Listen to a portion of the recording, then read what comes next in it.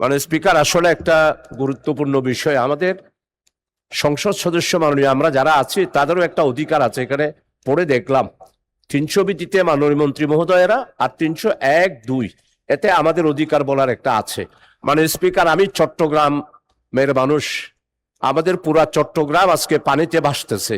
আমার আগেই আমাদের মাননীয় এমপি সরওয়ার জামান নিজাম অভিহিত করেছেন, বিশেষ করে আমার লোহাগাড়া, সাতকানিয়া, বাঁশখালী, চন্দনাইশ, পটিয়া, আনোয়ারা, কর্ণফুলী এবং আমাদের মাননীয় মন্ত্রী অর্থমন্ত্রী আছেন, ওনার এলাকায় আমরা পানিতে ভাসতেছি। অসম্ভব কষ্ট হচ্ছে।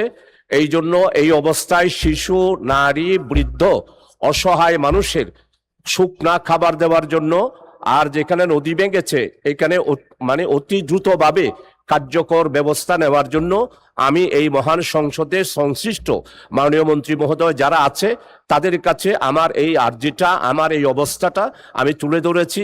মাননীয় স্পিকার, আপনার পক্ষ থেকে একটা নির্দেশ দিলে অত্যন্ত বাধিত হব। মাননীয় স্পিকার, আপনাকে ধন্যবাদ।